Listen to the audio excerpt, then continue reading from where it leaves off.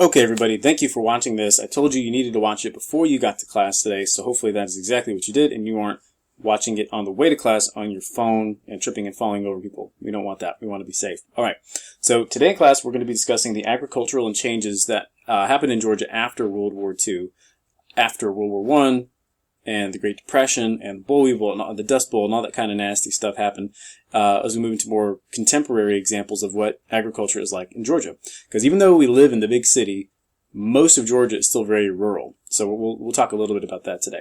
The essential question that you need to be thinking about as you come to class today, we work on our stuff, is this: how has farming changed in Georgia in the last 100 years? And hopefully my large face will not be blocking any fancy pictures.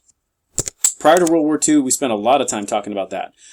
Georgia was entirely agricultural, and it was very much cotton-based. It had huge cotton crops, even after slavery was abolished. But we talked about the cotton gin and how that totally revolutionized the cotton industry in the entirety of the South, not just Georgia. But again, slavery was on the decline. The cotton gin was created, and all of a sudden you have this ability to create huge volume of cotton. And now you need slaves to harvest it, which caused a large increase in slavery prior to the Civil War.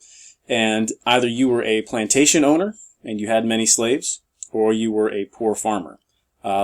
Obviously, not everyone can be rich, so the majority of the farmers in the South and Georgia prior to the Civil War were poor farmers, and then after, they were very poor farmers as well, what we call subsistence level farmers. But either way, it was all about that manual labor. And then what happened? Well, we talked about that. The boll weevil showed up and ate up all the cotton crops. It's kind of the death knell of the cotton industry.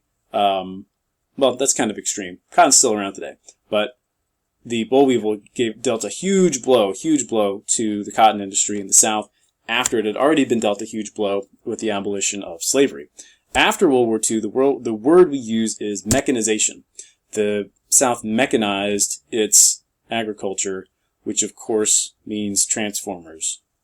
No, it doesn't. If you studied your vocabulary, you know the mechanization has nothing to do with Optimus Prime.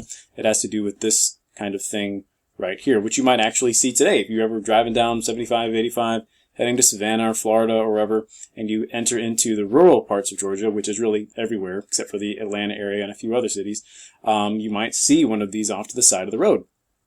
And what this mechanization allowed was for a far fewer number of people to work these farms successfully. So you might see a farm like this. That's a huge farm that would have required a lot of workers back in the day. But today, thanks to the machinery that we have, especially after the industrial boom during and after World War II, this kind of thing is way easier to do with all the machines that we have. So a couple quick facts about agriculture in Georgia, slightly old facts, so I'm assuming this is still accurate. Georgia is the first in the United States for small chickens. We finally did it, Georgia. I don't know. We just have lots of chickens here. We are the second in acreage for cotton and rye, so we still produce a lot of cotton. Third for peaches and tomatoes in the country, which is odd because we're still the peach state, though I guess the small chicken state doesn't quite have the same ring to it. Nor does the peanut state. So, I don't know, peaches are like a cuter mascot. Why not? We're fifth for tobacco. Chickens and eggs make up 45% of farm profits, which makes sense if you're the first for small chickens. We grow many other crops as well. So there you go. There's your fast facts, your quick overview of agriculture in Georgia before we talk about it and begin our projects in class today.